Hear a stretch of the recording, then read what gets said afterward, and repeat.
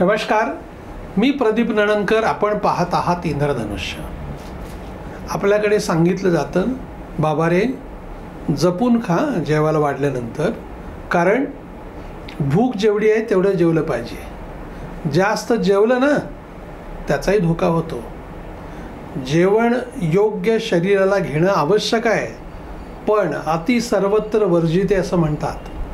आणि दुसरी एक म्हण आपल्याकडे सांगितली जाते, अन्न तारी अन्न मारी अन्न नाना विकारी. जे अन्न तुम्हाला तारणार आहे, जर अति अन्न सेवन केलं, जास्त जेवलं म्हणून मरण पावला.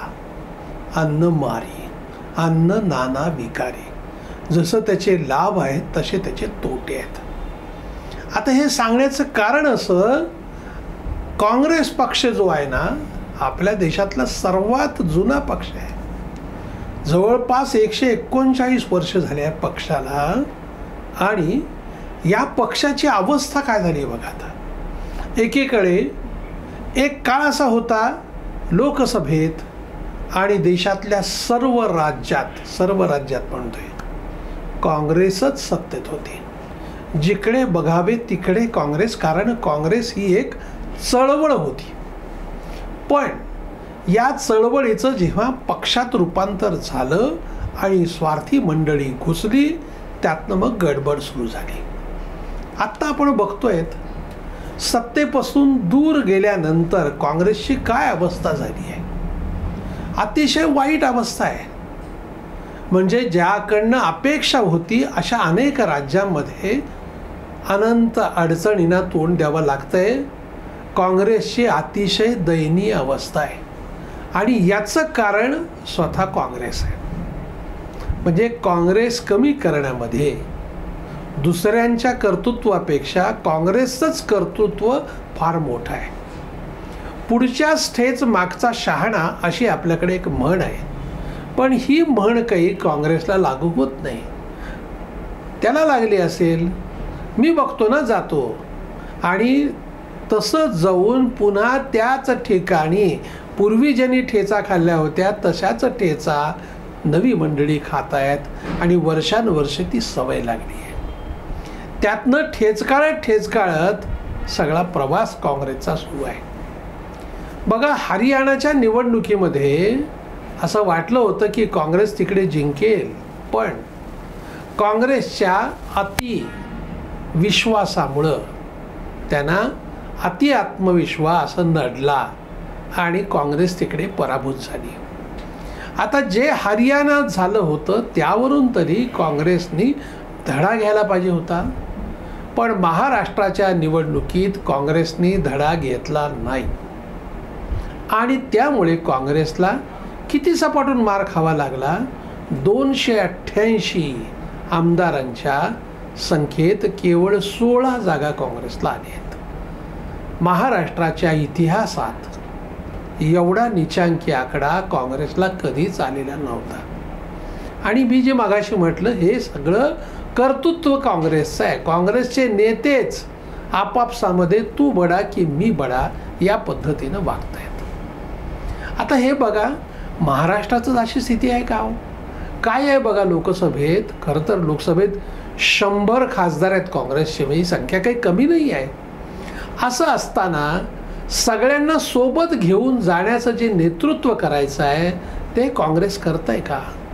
लोकसभेमध्ये आता इंडिया आघाडीचं नेतृत्व तृणमूल काँग्रेसच्या अध्यक्षा ममता बॅनर्जी यांना करायचं आहे. त्यांनी तसं सांगितलं आहे.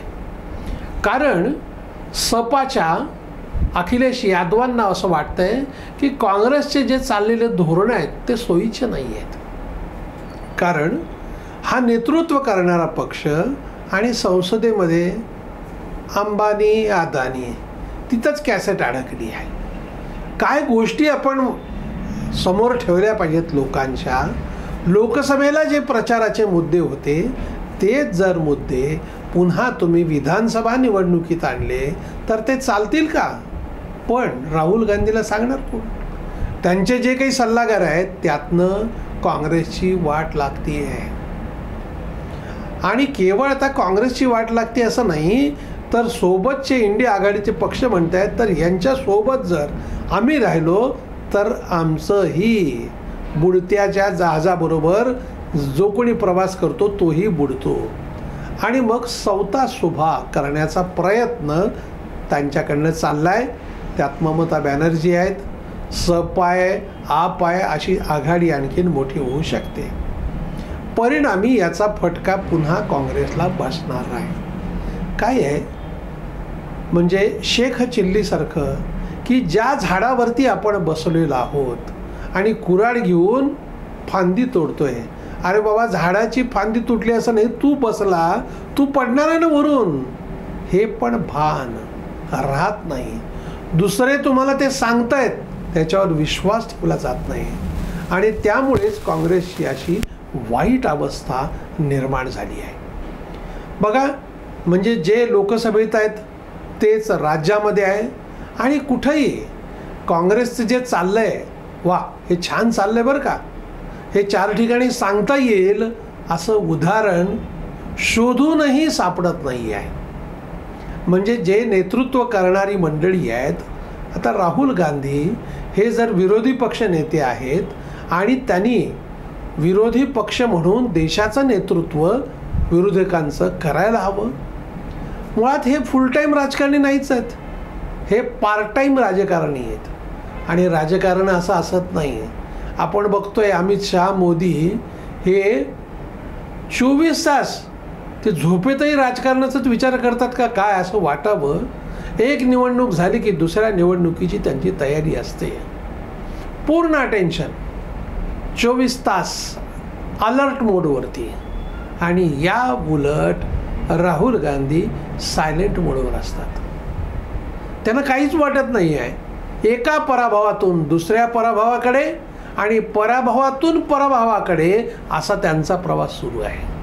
त्यामुळं काँग्रेसच्या कार्यकर्त्यांमध्ये विश्वास कसा निर्माण होणार? कॉन्फिडन्स तर पाहिजे ना. आपण ही निवडणूक जिंकू शकतो, आमचा नेता निवडणूक जिंकून देऊ शकतो. महाराष्ट्राच्या निवडणुकीत बघितलं, 2-4 सभा घेतल्या.